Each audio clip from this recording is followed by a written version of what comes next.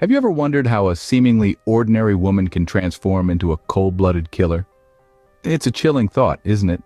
Today we delve into the story of Jessica McCarty, a woman whose life took a turn towards the unthinkable. Jessica McCarty, on the surface, seemed no different from any other woman you might pass on the street. Born and raised in a small town, she was a familiar face in a tight-knit community. Yet, beneath this veneer of normalcy, there were troubling signs of the darkness that was to come. Her early life was not without its challenges. From a young age, Jessica wrestled with demons that many of us can scarcely imagine. She battled with mental health issues, grappling with a mind that often seemed to be her own worst enemy. The world inside her head was a chaotic one, a storm that never quite subsided. During her teenage years, these struggles intensified. Jessica found herself spiraling down the rabbit hole of substance abuse, a path that only served to amplify her existing mental health issues. It was a vicious cycle, one that seemed impossible to break. The more she tried to numb the pain, the worse it became. As Jessica McCarty grew older, these problems didn't simply fade away. Instead, they festered, growing and mutating like a cancer. The woman who once played in the local park and attended the town school was slowly being consumed by a darkness that she couldn't control. And yet, to those around her, Jessica was just Jessica. The girl next door, the woman at the grocery store, the mother at the playground. She was a familiar face in a sea of faces, her struggles hidden behind a mask of normalcy. But beneath this mask, a monster was lurking. As Jessica McCarty's life unraveled, no one could have predicted the horrors that lay ahead. The transformation of an ordinary woman into a cold-blooded killer is a journey that is as terrifying as it is incomprehensible. But as we'll discover, it's a journey that can happen all too easily, under the right circumstances. Jessica McCarty's life took a tragic turn as she descended into the abyss of her own mind. The turbulence of Jessica's relationships began to mirror the chaos brewing within her. Love for Jessica was a tempestuous sea, leaving her drenched in the bitter residue of failed romances and heartbreak. Yet, amidst this emotional storm, Jessica found herself pregnant, not once, but 3 times. Each pregnancy, instead of being a beacon of joy, seemed to amplify her internal struggles. The birth of her children, rather than anchoring her to a semblance of normalcy, seemed to pull her deeper into the whirlpool of her own instability. Her children, innocent and oblivious, became the unwitting spectators to their mother's descent into darkness. Friends and family watched with growing concern as Jessica's behavior became progressively erratic. There were whispers of concern, hushed conversations about her well-being, but the extent of Jessica's internal turmoil was a well-guarded secret, locked away within the depths of her troubled mind. As the days turned into weeks and months, Jessica's mental state continued its downward spiral. The bright, vivacious woman she once was seemed to be slowly replaced by a shadow of her former self. Her laughter became less frequent, her smiles more forced. The spark in her eyes dimmed, replaced by a haunting emptiness that sent shivers down the spines of those who dared to look too closely.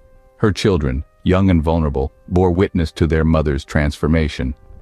They watched as the woman who had given them life, who had cradled them in her arms and whispered sweet lullabies into their ears, began to morph into a figure that was barely recognizable.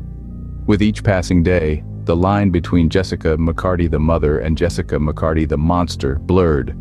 The darkness within her was slowly consuming the light, paving the way for the horrifying events that were yet to unfold.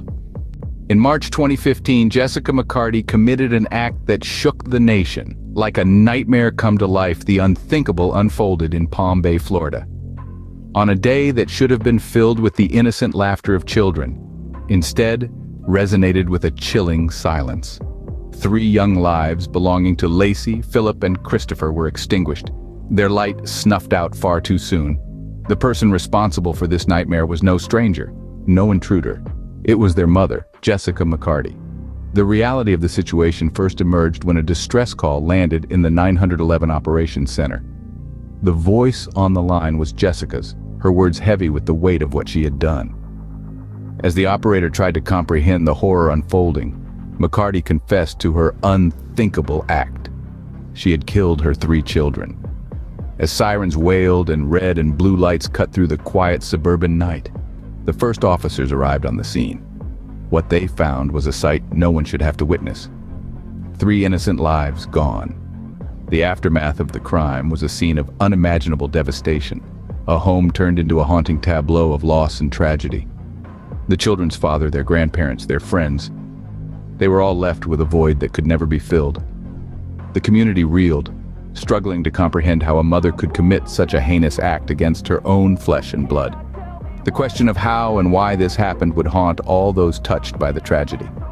The answers, though, would only come from one person, Jessica McCarty.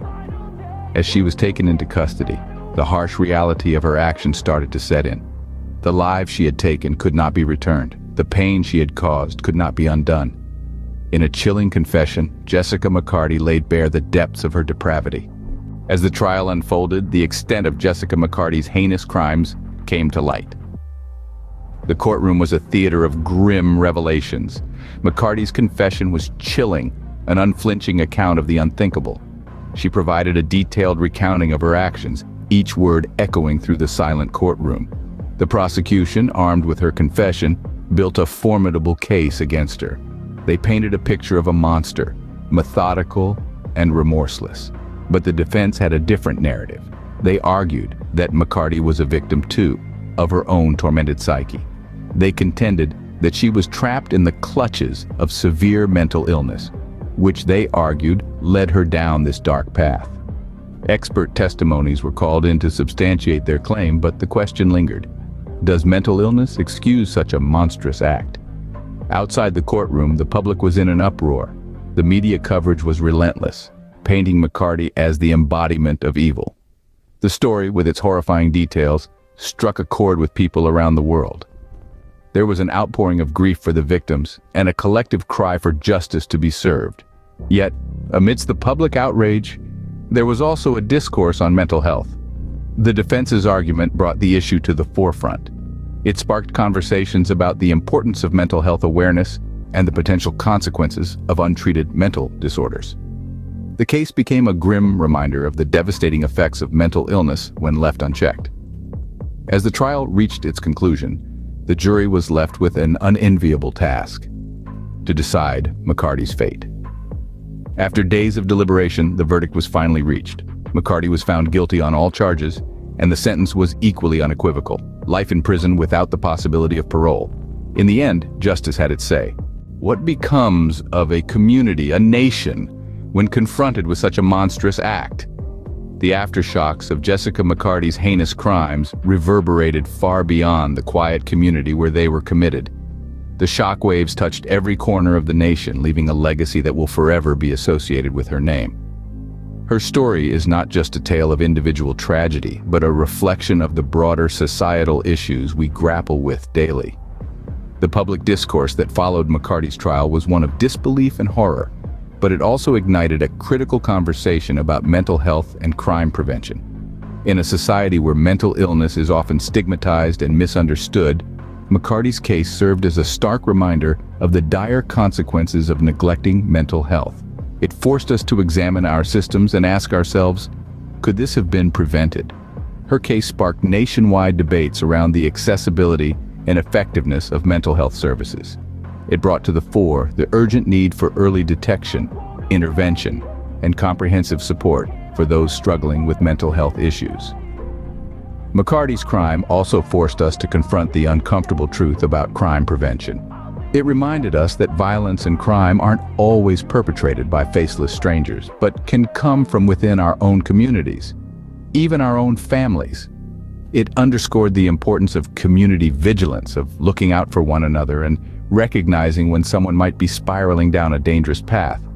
But perhaps most significant is the legacy of sorrow and loss left in the wake of McCarty's actions.